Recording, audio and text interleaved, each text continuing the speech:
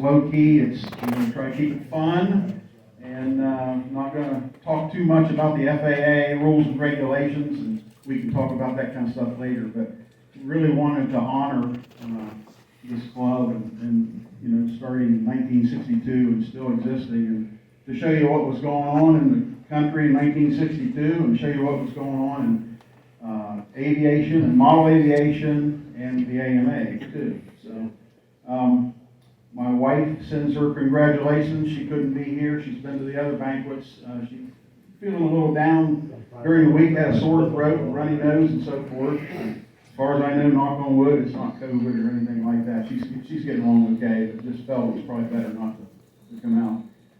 The meal was great. Thank you so much for this. And without any further ado, we'll get started. So I need to stand out of the way here. I think this will reach. And I will apologize. I put this together on my own laptop. It's a newer version of PowerPoint and stuff. And when I got here, my laptop would not plug into Roger's machine. So there's a couple slides in here a little funky, but we'll get through it. So anyway, 1962. Let's see what was going on in 1962. John F. Kennedy is the 35th President of the United States. U-2 flights discover missile bases in Cuba. Anybody remember that? No. I was a young child. My dad was in the Army Reserves, and I can remember phone calls coming in that he was on guard. He had to be ready to go if they needed him. So I can remember that as a child. And the space race was really getting going, and astronaut John Glenn from Ohio, he orbited the Earth 3 times. A little bit of what was happening in 1962. Okay, 1962 entertainment. Okay, now this is one of them that's kind of foul up. Anybody know who that is? Bob Dylan. There you go, Bob Dylan. And he had his first hit song, Blowing in the Wind. If that slide had come out right, it would have been up there. Sorry about that. And we all know the Beach Boys, Surfing Safari 409. That was on one record, 145 record from Capitol Records. And then the famous Marilyn Monroe, she died in a drug overdose. I debated, I had one of the black and white photograph of that famous photograph of the dress blowing up, but I thought that might be too much for this crowd.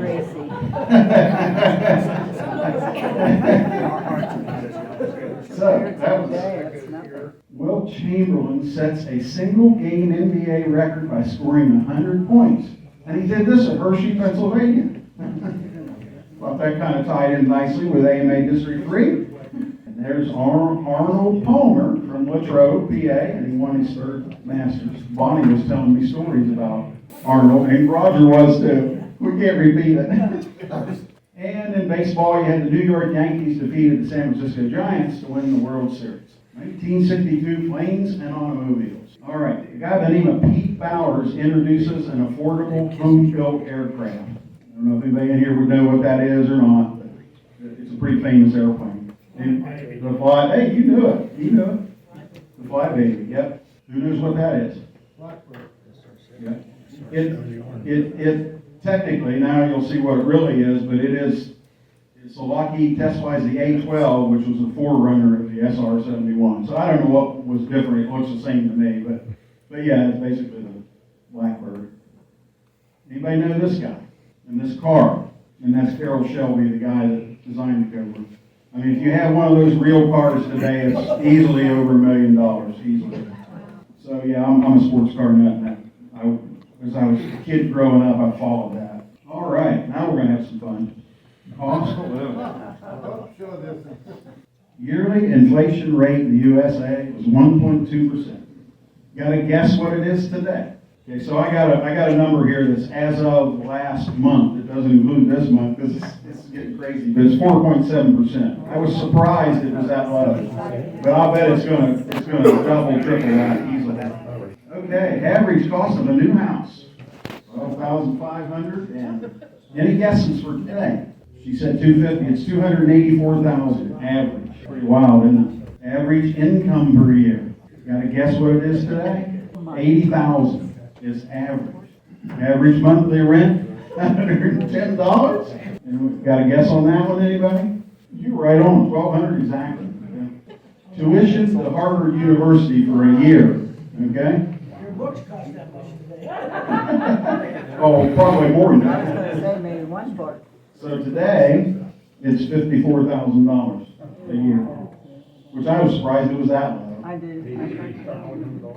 There we go. Cost of a gallon of gas. And of course, today, that's about $4.23. And then the average cost of a new car, any guesses on that today? It's in the 40s, 47,000. That was some fun there. It's good to see that. It's depressing to see the other part. That's why I didn't put it up there. I wanted to speak it instead of see it. Okay, we'll move on. What we flew in '62.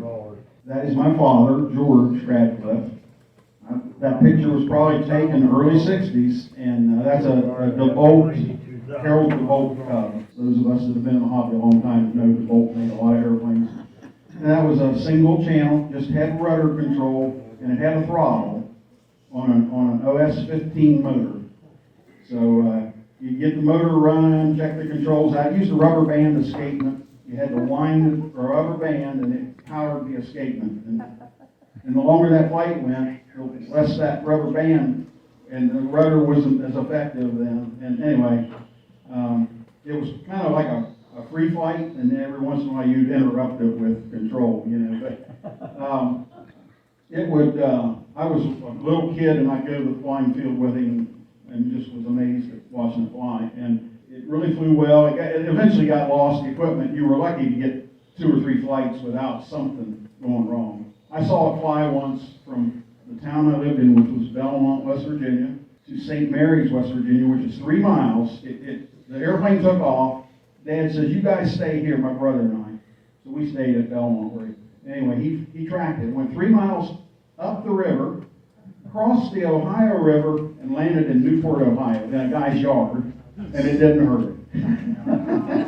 He had his name on it, and they called him up and said, "We got this airplane." So anyway, that was my earliest memories of radio control right there. And then, anybody know what that model is? Who that guy is? Taurus. There it is. He knows. Paul knows. It's the Taurus. That is Ed Kazmersky. That was the magazine's Model Airplane News, January '63. But the Taurus won the Nats pattern, the Nationals, in '62. The airplane was way ahead of its time. Everybody was flying stuff similar to my dad's Piper Cub there. And this guy comes out with this low-wing airplane and set the world on fire. And he actually flew in the World Championships, not this airplane. He had another design before this called the Orion, and it won the world. He won the World Championships. And a little story on this airplane. This airplane is currently hanging in the AMA Museum. And what had happened was Ed Kazmersky was from Chicago. He died, and nobody knew what happened to his airplanes. And finally, somebody found them in a house, whatever, state. They got put on eBay. The airplane was on eBay. He had 2 of them. This flew in the World Championships too, but anyway, he had 2 of them. It got on eBay, and modelers in Japan started running the price way up. I mean, they wanted this airplane. Well, there were some guys in the U.S. that fly vintage RC that saw this. There's a vintage RC society. That's a group of modelers. And they saw it and said, "We got to keep this airplane in the United States." So the Vintage RC Society ended up buying the airplane. I'm thinking it was around $3,000. So, and they got it, and then they donated it to the AMA Museum. So it is hanging in the AMA Museum. How many have been to the AMA facility? Anybody in here?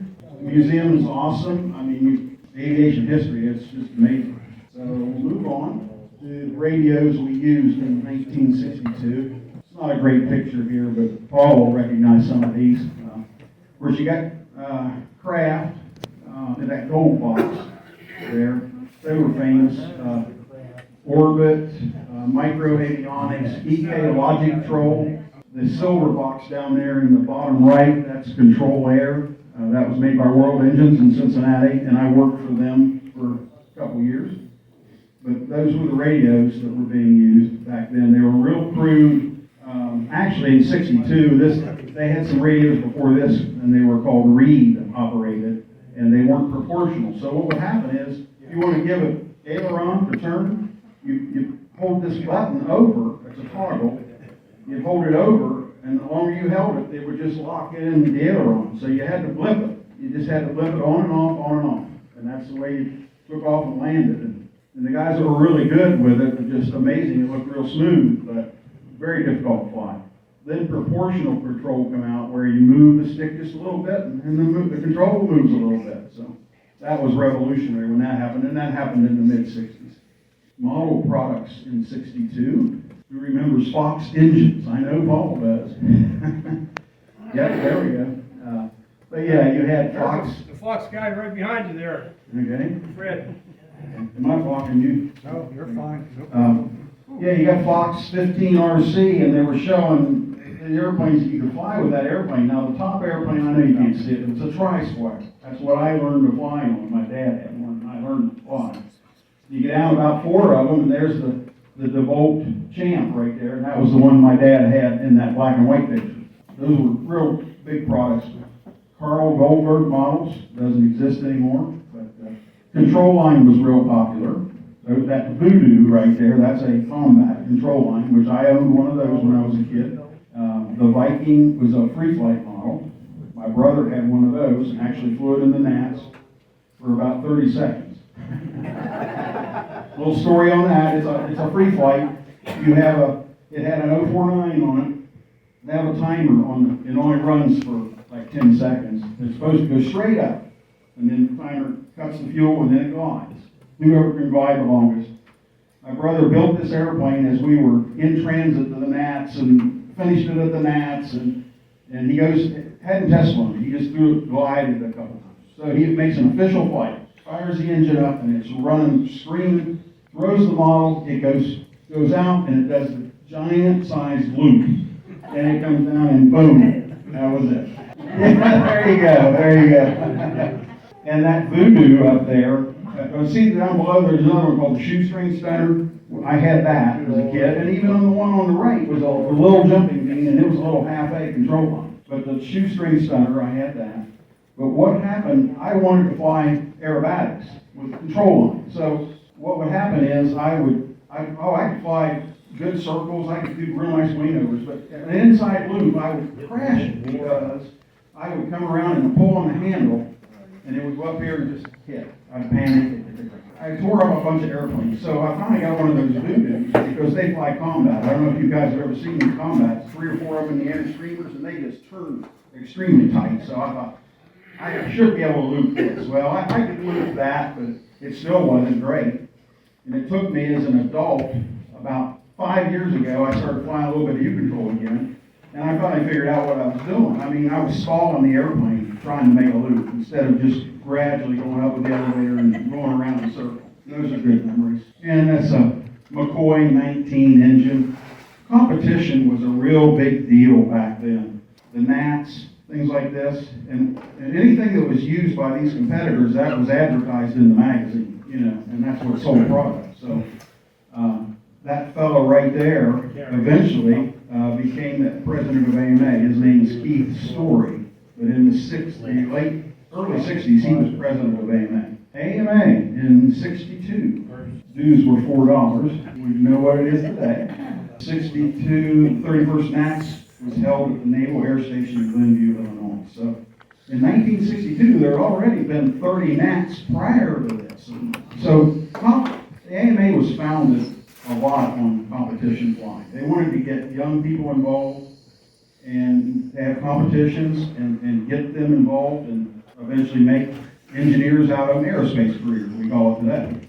And it was very successful. There was tons of young people that became aeronautical engineers and pilots and everything. And it still happens today. Sometimes we say it's not happening, but it is. This NATS registration is $4. If you were to do the NATS today, it's $60. And then AMA in 1962 was located in downtown Washington, D.C. in this old apartment house known as Stoneway Court. And it's still there, because I Googled that, and that's how I got that photo. So I've never visited that, but that's where AMA headquarters was. In 1996, I think. So here we are today. That's the AMA headquarters building. Now, Roger just asked, when did they move? Okay, so they moved from that Washington D.C., they moved to Reston, Virginia, and I don't know the time frame in that. Then they got out of there and went to Muncie. But when they moved to Muncie, this building right here was not built yet. That building wasn't built until 2000 or 2001, something like that. I'll show you in a minute. The building that the museum is in was the one they built, and the original headquarters was in. So we're based in Muncie, Indiana, 1,000 acres, and I mean, it's just a massive flying site. Really neat. Right across the street from that building I just showed you is the National Model Aviation Museum. 10,000 artifacts, and it's amazing what's in there, and it's amazing what's behind the scenes that you don't see too. They don't have room for everything. We would love to double the storage, make it bigger, but it takes money to do. A gentleman, Michael Smith, is the curator there. He does a fantastic job for what he's got. That's an overall shot of that 1,000 acres. There's 9 different flying sites there. The reason this ended up in Indiana was several things. As before, I told you about these nationals where they were held, like Chicago, Philadelphia, Texas. They were held at naval air bases around the United States. And the Navy was very cooperative. They said, you want to have an event here? Bring it here, and we'll help you host it. We'll help you run it. It didn't cost anything. Well, eventually the Navy got out of that. They didn't want anything to do with it. So AMA was having a lot of trouble trying to figure out, well, where are we going to do our nationals now? Because these Navy bases are huge, they're big, so there's plenty of room for pre-flight and control line and radio. So the first non-Navy sponsored NATS was 1973, and I attended and flew, and it was at Oshkosh, Wisconsin. It was 1 week after the giant EAA Oshkosh event, and the next week they had the Model Airplane Nationals there. So that was the start of getting it away from the Navy and trying to get it in private hands. So it floated around the country, different clubs would host it, and so forth, but it just got to be a big burden, and that's when they said we need to buy property to set up our permanent flying site so we don't have this problem. And believe it or not, Indiana, Muncie is, when you kind of look at mileage strategically, it's located reasonably close to the center of the country. AMA then and now. That didn't work. That was one of the slides that got messed up. There was 22,000 members in 1962. So today we've got over 180,000. In 1962, your insurance was $50,000 for injury and $10,000 for accident damage to property. So today, the coverage is $2.5 million.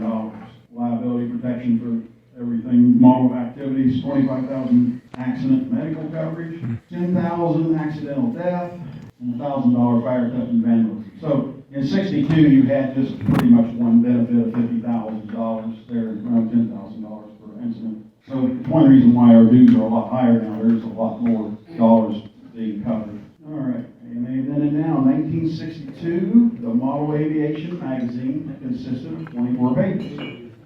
And if you would like to see what that looks like, go back there on my AMA table. I've got a whole bunch of 1962 issues back there. You're welcome to look through them. I do want to give them back, but you're welcome to please look through them, open them up, look at them. I talked about competition. This airplane on the cover won the World Championships in 1962. It was U.S. flyer. Tom Brett was his name, from Michigan. That airplane still exists, and it is hanging in the AMA Museum. And his wife is still living, by the way.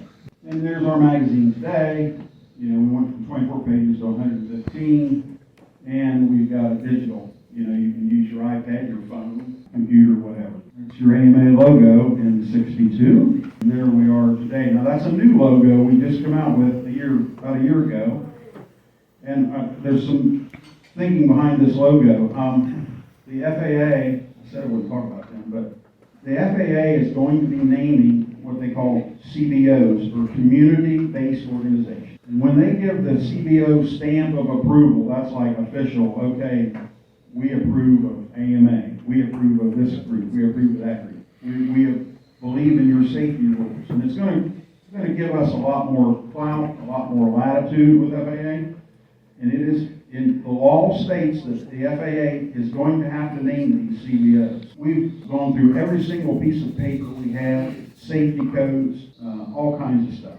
Threw out the bad stuff, updated the new stuff, copyrighted it, and is going to be presented to FAA when they allow us.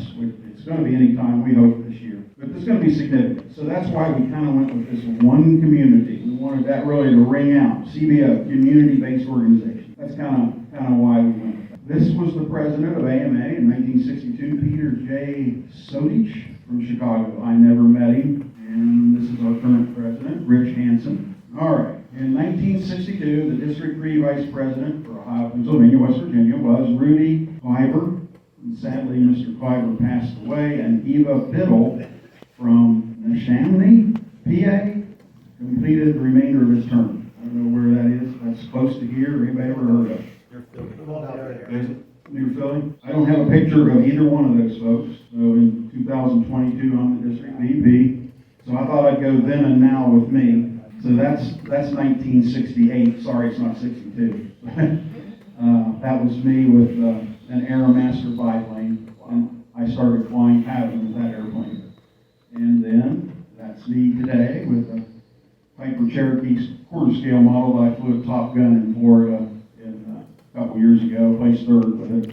That's an electric airplane, by the way. Had we had my computer, this would have been a video. Sorry. How has AMA changed? Well, I mean, you just can't keep doing the same thing over and over again. Society changes. So social media is huge now. I mean, we all know this. Magazines aren't being read as much. That's an issue that AMA has to deal with all the time. So one of the things they've done is a lot of social media presence, and this is member snapshot. So any AMA member in here can take a couple pictures, like that's me with a current picture of an airplane, a biplane, and then that little one up there is the previous slide of the biplane I flew. But anyway, put a little detail in there, send it into AMA, and they'll format that and make it look good, and they'll throw it up on Facebook. There's a section in there, I Fly AMA on Facebook. This is going real well. I mean, any member can do this. Just give them the information, and they put it in a slide like that. Another thing AMA is doing is podcast. There's one of our famous members, Hoot Gibson, astronaut. You talk about a guy that used model aviation to go his career. I heard him speak at New Jersey at the show up there a few years ago, and it's unbelievable. He has all these pictures of these models he built, and he just a Navy model aviation guy that turned into an astronaut. So and we got another guy like that, Neil Armstrong, who walked on the moon. And of course, YouTube is extremely popular, Twitter and Instagram and Facebook. So these are things we're doing today. If you're not on Facebook, it's really great. You can see so much stuff being done around the country by modelers instantly. You know, there's good and bad on there. I find most of it good. Every time you like something that's model aviation oriented or whatever, that's what you're going to keep seeing. You know, I mean, you don't have to see nasty stuff on there. It doesn't have to be political. It's pretty neat. So another thing they do is AMA Air, and it's live, and it's streamed every Friday at 2 p.m. I believe it's the time. Anyway, they'll have guests on there and so forth. And if you don't catch it when it's live, it's always on YouTube too. How many of you view YouTube stuff? I got a new experience, and I consider myself pretty much on up to date, but I was one of these that. How many of you have like Amazon Prime, the Fire Stick in your TV? Anything? Okay. Over my head right there. Well, see, I kept putting this off, so I decided this Christmas, hey, I'm gonna buy one of these. It's 30-some bucks. A Fire Stick. Yeah, you gotta have a smart TV. It has to it plugs right in just like anyway, it's like, holy cow, this is a whole new world. So you can get a ton of free TV shows, the old TV stuff, neat stuff. Oh, yeah. But what I have found the greatest thing is I watch YouTube every now and then on my laptop or on an iPad. But now you can watch it up on your big television. And you can watch those things you've been watching on that little screen. And it's just like a whole new world to me. I mean, it's like really, I'm on YouTube more than anything. And I never used to hardly look at it. Again, you're going to find tons of hobby stuff on YouTube. And this slide didn't come out real good. But it says right up there, Club of the Month. This is something they just started doing a year or so ago. And this has been real popular. Again, you're going to see it on social media. You're going to see it on Facebook or Instagram or Twitter. But every month now, AMA is featuring Club of the Month. I'm happy to announce that the Club of the Month April is Johnstown. So, you guys are going to be featured all next month. And that's just one little slide there. They're going to put together some video stuff with pictures and things. And where do we see that at? Well, Facebook, Okay. Instagram, I think. I'm not real big into that. Facebook's the one I'm on the most, but yeah, you're going to see it on there. Okay. YouTube, it'll be on there too. So you need to, when you're on YouTube, like, you need to subscribe to the AMA feed, and that's when you'll see this kind of stuff. So anyway, I'll try to feature it on my Facebook District 3 site and so forth. So congratulations then. So that's, I think it's great that, you know, here's your club and 60th anniversary. There's going to be a lot of clubs see that, and maybe they'll think, well, maybe we need to do something. No, it'll be April. Yeah, it'll be any time, yeah. All right, so, you want to go back, Roger? I'll go back. Let me go back. Come on. So, apparently, you guys must have flown, somebody flew a drone and took that picture? Did anybody take credit for that? Oh, okay, that was from a fixed-wing airplane? But, I've known, they're gonna, I think they're working with Roger. I contacted, because Roger had done so much stuff with photographs. I said, there's a guy that's got a bunch of the photographs that I know of. Anyway, congratulations. That's that. Congratulations to you folks. Mark, I'd like to talk a couple minutes, if I may. You know, 60 years, we have been around for 60 years. And, of course, I wasn't here that long. I was thinking about this today, and I'm thinking, geez, I was only 2 years old back in 1962, you know? And so I was just a little guy. Club's been around a long time. Many of the members have passed. You saw that on the back of the program, Paul noted. We still are fortunate. We still have 3 founding members, and all 3 are here tonight. We have Jim Patterson over here. We have Paul Uhas over here, and Ken Reese back there. Now I'd like to just have everybody give a round of applause, because I appreciate all those guys and all the work and just the modeling, you know? Every time you go to the field, oh, one of those guys is there, you know? Oh, Jim's coming over this afternoon. Paul was here last night, but he's going to be here Sunday.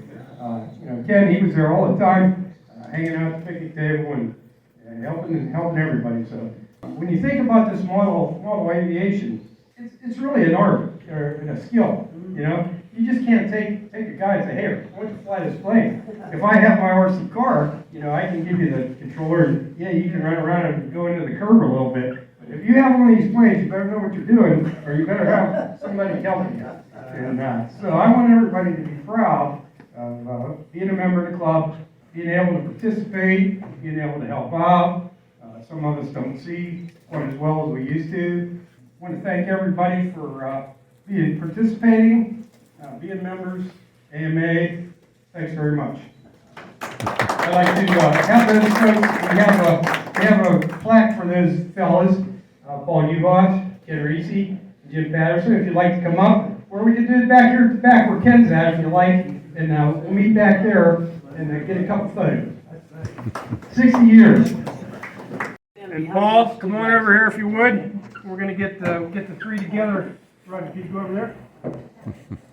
And so we have one especially for him. It's from the Academy, Mark Radcliff, for your 10 years of service to the AM District 3 and your support of the Johnstown Club. 10 years AMA District 3. Mark Radcliff. Thank you, Mark. Toledo into the radio. Bill Bloniger was holding the umbrella, keeping the rain, and he left all the water running right into the transmitter. Couldn't fly that plane then. Did it crash? Yeah, it crashed. Fred, Bill, you have any things, I don't know, fly-offs or crazy stuff? Drive clear out to the field and forget your transmitter. We did that a lot. How many times, you know? Darn it. So you sit there, you know, you look around, you watch everybody else fly. Very Fly an airplane and not have the gasoline in it, and you think, why doesn't it start? Yeah. Yeah, you gotta have that gas tank filled up. Yeah. Jerry Moss put one at Woodhull, took off to the bottom of the field and ended up Jerry lost one that flew away and went third blue knob. The weird old land. Hey, Hey, Frank Cabot. I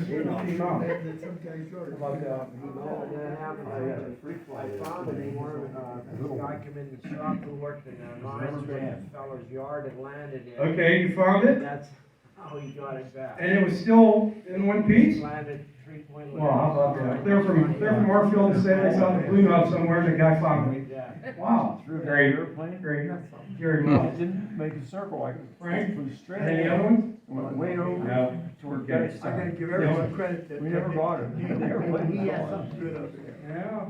Come on, Neil, give him something good. I know I wrecked quite a few at the field, and boy, it gives you a bad feeling when you wreck one. You think, oh, gee whiz, I just, you know, and you gotta put all this stuff in the car, and everybody's helping me, you know, and it's just it's a long ride home after you wreck one. How about it, Spot? Huh? Sorry, how am I gonna fix this thing? I don't wanna work on this. And you let it sit there, and you get home, and you might even stay in the car for a day, and then, well, you get it out, get it on a workbench, and a week or two goes by, and you say, I'm gonna fix this.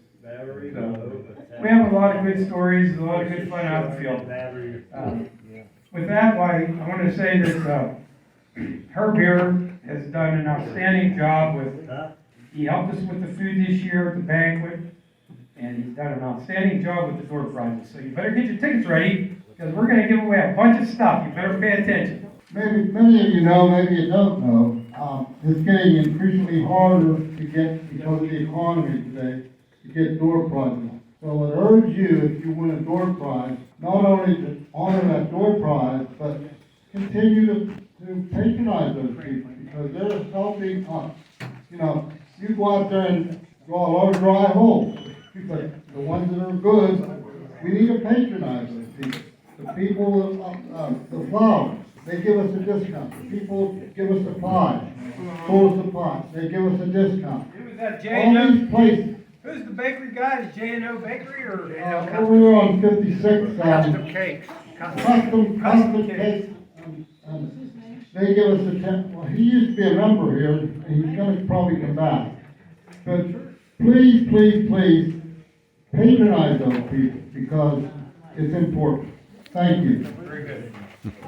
Okay, first off, if you have a program, check in the corner here, see if you have a little black X up in that corner, on the inside cover. On the inside cover, on the yellow. If you got an X, you're in luck, because you just want some neat stuff. Okay, hands up. Okay, Mrs. Wagner, you're gonna get your choice, come on up. Yeah. Come on up. Johnny got one, come on up. Where's the